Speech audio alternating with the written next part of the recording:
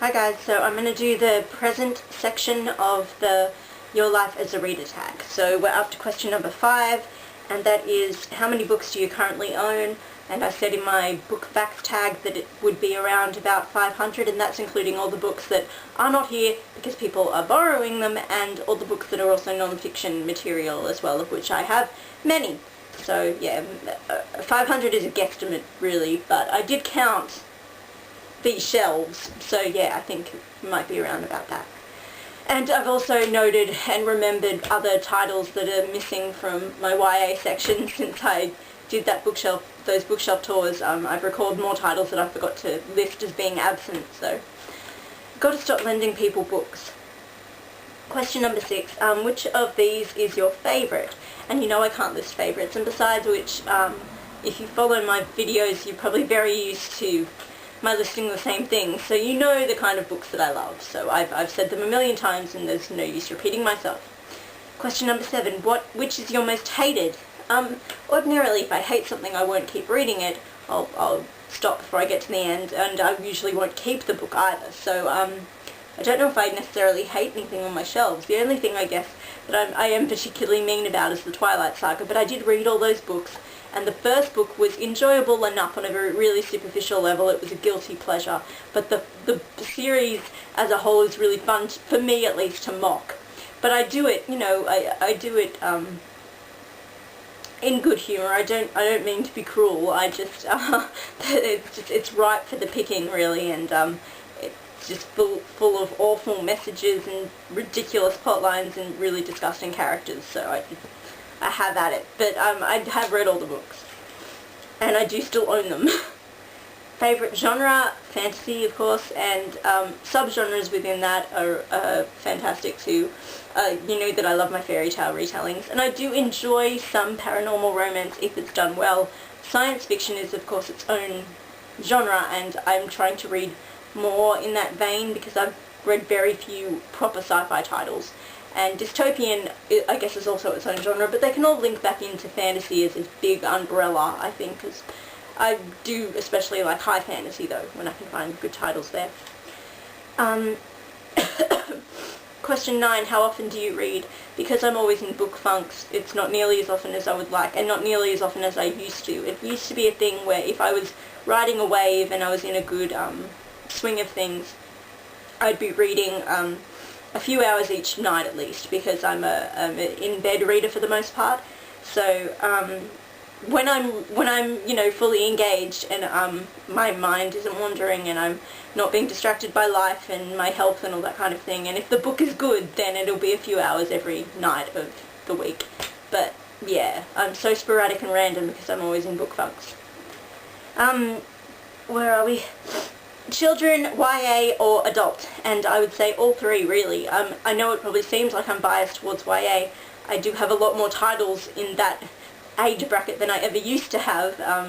Over the last year, 2 years, I've been getting so many more, and they're what I review for the most part because that seems to be what people like, but I have plenty of adult titles that I really love, and plenty that I still have to read. Most of my classics would be categorized as adult. And I have lots of children's titles that are fantastic, of course, because I think children's novels, out of everything, tend to be the ones that can span age brackets the most easily, I think, and the most effectively. And so they're the ones that can reach wider demographics for whatever reason, and they're more timeless, I think, anyway. And of course you have classics like Peter Pan and Alice in Wonderland and all of like The Secret Garden, The Little Princess and Narnia, and Harry probably still fits into children's. It's also in middle grade though. So yeah, great stuff in children's too. So I think all three. Equal love for all three. Am I a fast, intermediate or slow reader? Again, it just depends on where I am in, like, where my mindset is and how the book is, how I'm responding to it, and if when I'm finding the time to read. In a technical sense, I'm a very quick reader. I read quickly, but I'd probably say, just to be fair and balanced out, I'm probably intermediate for the most part, I guess. I can be very slow though with certain titles, and that doesn't mean they're bad necessarily, it's just how I'm going at the time. Favourite author and why? There's lots of authors I love. Jo Rowling, obviously. L.M. Montgomery, because she gave me my best friend in literature, Anne Shirley. And Louisa May Alcott, because I think she was a great writer for women and really very inspirational as a writer for young girls to be reading her work. Likewise for people like the Bronte sisters, who were just incredibly skilled and fascinating human beings. I know I'm listing female authors, but I primarily read works by females, so. Also, I don't know if you call her an author, but as a poet I love it. Emily Dickinson. Love her.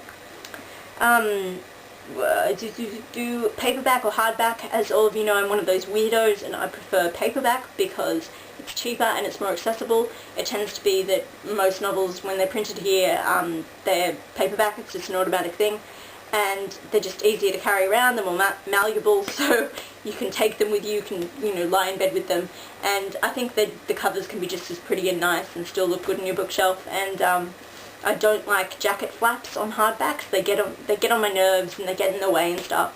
So no matter how pretty hardbacks look, they're always more expensive and not as easy to come by, so I prefer paperbacks.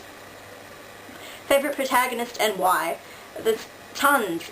Harry because he's Harry and he's a hero, but he's flawed, and Anne because she's Anne and she's amazing and awesome, and Katha because she made me connect to a character in ways that I hadn't been able to find in terms of female characters for ages and ages. Yeah, there's too many to mention. Favourite antagonist and why? You can have your classic archetypal villains who are, pure evil, you would say. Lara mentioned Sauron from Lord of the Rings.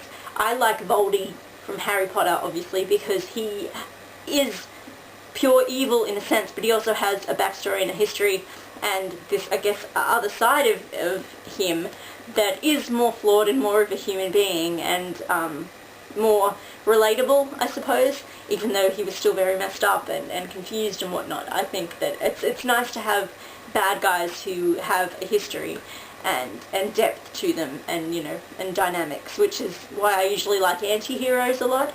The character of Seth in Glow by Amy Kathleen Ryan, which was the first in the Sky Chasers series, I really liked him. There's a character, I won't mention who it is, in Eon and Iona who was really interesting. Bad guys tend to just be, I don't know, I'm more curious and attracted to them as something to read in a book than the good guys. Average book length usually is about 350 pages, I think, probably. I like books that are longer than that. If a book is shorter than 300 pages, I'll often feel like my money was wasted and it's just not going to be enough time to satisfy me, and, things will be glossed over too quickly and stuff. So I'd rather see books that are upwards of 300 pages, so my money feels like it's going to something worthwhile. I don't know. That's just me. So that were the questions. In the present section, if you have not done this tag yet, feel free to do so. It is the Your Life as a Reader tag.